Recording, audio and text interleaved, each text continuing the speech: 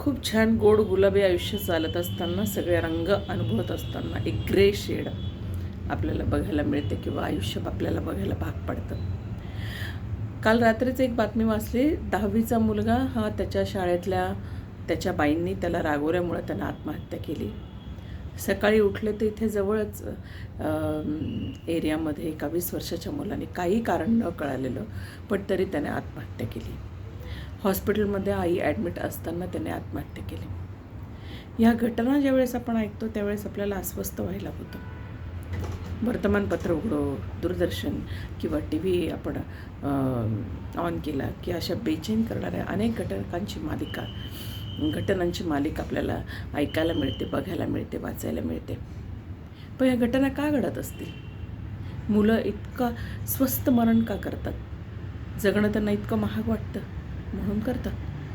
काय यामागे नक्की कारण आहे? आणि सर्वसाधारणपणे बघता मुली किंवा बायका यांच्या आत्महत्येचं प्रमाण फार कमी दिसतं आणि मुलं किंवा पुरुष यांच्या आत्महत्येचं प्रमाण जास्त आहे. म्हणजे स्त्रियांकडे अशी कोणती मानसिक ताकद आहे की ज्यामुळे ती किती वादळं आले तरी पण ती पेलवून धरते आणि जगण्याची जिद्द सोडत नाही. कारण की तिच्या कुटुंबासाठी, तिच्या मुलासाठी, तिच्या आईवडिलांसाठी, तिच्या परिवारासाठी ती उमेद ती धरून ठेवते. आणि पुरुषाला कुठलं असं नैराश्य येतं की त्याला ते सगळं झुगारून देऊन निघून जावं असं वाटतं. पण तुर्तास आपण ह्या टीनेजर किंवा लहान मुलांबद्दल बोलूयात. मला असं वाटतं यामध्ये सगळ्यात मोठा अडथळा म्हणजे ओव्हर प्रोटेक्शन. आईवडिलांकडनं मिळणारं ओव्हर प्रोटेक्शन. इथे जाऊ नको, तिथे तुला लागेल, तिथे तू पडशील, तिथे तुला रक्त येईल, तिथे तुला जखम होईल, तिकडे तुला खरचटेल. हल्लीच्या आया इतक्या पॉझिटिव्ह झाल्या आहेत की त्यांना असं वाटतं की मुलगा म्हणजे एकदम तळहाताचं फोड आणि फुलाप्रमाणे त्याला जपलंच पाहिजे. असं नाही आहे. तो ह्या जगामध्ये आला आहे तर त्याला धडपडू द्या, त्याला पडू द्या, त्याचे डोपरं फुटू द्या, त्याचे गुडघे फुटू द्या. त्यातनं रक्त येईल, त्यातली वेदना त्याला कळेल आणि त्यातनं तो शिकेल की अरे तिथे जाताना ते तमकं लागतं बरं का.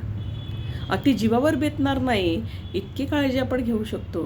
पण रोजच्या जगण्यातल्या छोट्या मोठ्या ह्या गोष्टी आपण दुर्लक्षित केल्या पाहिजे.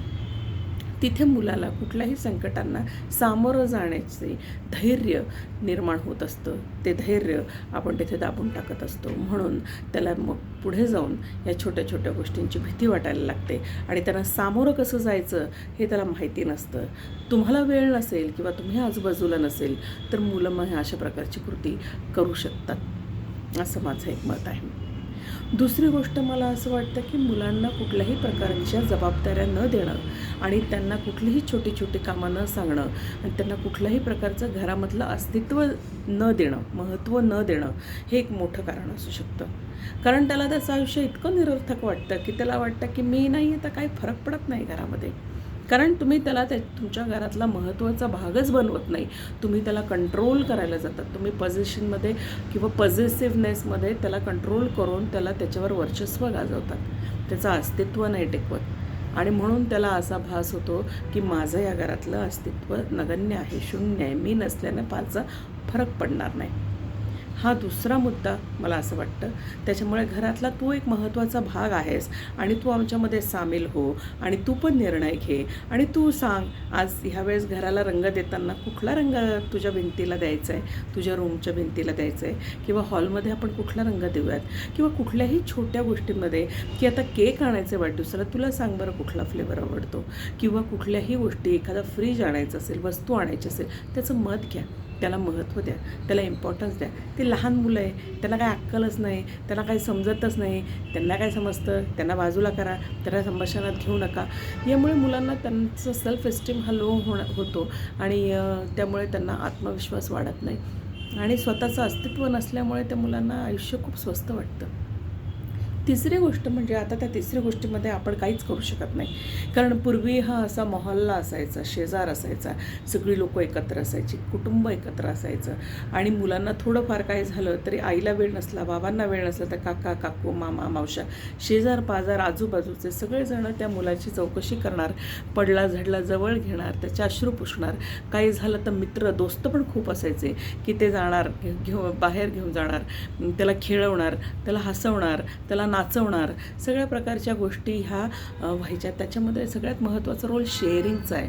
की मला एखादी गोष्ट करावीशी वाटली किंवा एखादी गोष्ट न करावीशी वाटली आणि मला तरी ती करावी लागते आहे, किंवा मला कुठल्या गोष्टीचं वाईट वाटलं आहे, कोणी बोललं तर मला वाईट वाटलं आहे, तर ते समजवणारी लोकं तुमच्या आयुष्यात पाहिजे.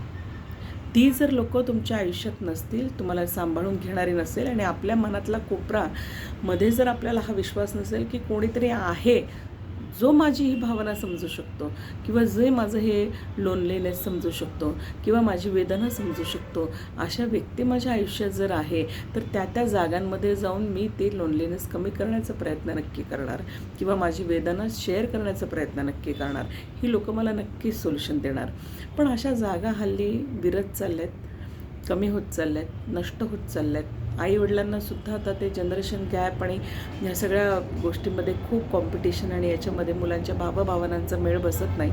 आणि म्हणून ह्या मुलांना काय करावं, या बिघडलेल्या मनस्थितीचं, बिघडलेल्या प्रसंगाचं, आणि आता हातात न येणाऱ्या या सिच्युएशनचं काय करावं, हा फार मोठा प्रश्न मुलांजवळ असल्यामुळे तर त्यांच्यापुढे अंधकार येतो आणि ते असं पाऊल उचलतात. ही एवढी सगळी बडबड केल्यानंतर याच्या मागे अजून हजारो कारणं असतील. ती कारणं आपण शोधूच यात आणि बघूयात की काय नेमकं असं होतं की समाजामध्ये मुलांना ह्या अशा पद्धतीचं पाऊल उचलावं लागतं. जो समाजाचा भाग आहे, जे भावी पिढी आहे, भावी नागरिक होणार आहेत, त्यांची मनस्थिती, मानसिकता एवढी कमजोर कशी, तर याचं आपण नक्कीच अभ्यास करणार आहोत. पण मला मुलांना पण एक विनंती आहे, निवेदन आहे की मुलांनो, जरी तुमचे आईवडील चुकत असतील, जरी त्यांच्याकडनं काहीतरी कमी राहत असतील, किंवा तुम्हाला काही गोष्टी खलत असतील, तरी पण एवढं मोठं पाऊल तुम्ही उचलू नका. कारण की तुमच्या आयुष्याचा संपूर्ण भाग हा तुमच्या आईवडिलांनी व्यापलेला जरी असला, तरी त्यांच्या आयुष्याचा संपूर्ण भाग तुम्ही व्यापलेला असतो. आणि तुमचं आयुष्य म्हणजेच त्यांचं आयुष्य असतं, त्यांचा श्वास असतो. मला असं वाटतं तरुण मुलांनी, टीनेजर्सनी, शाळेतल्या मुलांनी असं कुठल्याही प्रकारचं पाऊल उचलू नका. कारण की राग हा क्षणिक आहे. ही भावना तीव्र जी होते ती क्षणिक आहे. ती ज्यावेळेस विरून जाते, निघून जाते, त्यावेळेस आयुष्य फार सुंदर आहे. पुढे तुम्हाला मार्ग सापडणार आहेत, पुढे गोष्टी आहेत आणि त्या फार छान होणार आहेत. तुम्हाला धैर्य मिळणार आहे. तुम्ही धैर्याने, धाडसाने आयुष्य जगू शकतात, हा आत्मविश्वास निर्माण करा. आणि तुमच्या आईवडिलांना तरुणपणी, म्हातारपणी हे दुःख बघायला देऊ नका, एवढीच विनंती. धन्यवाद.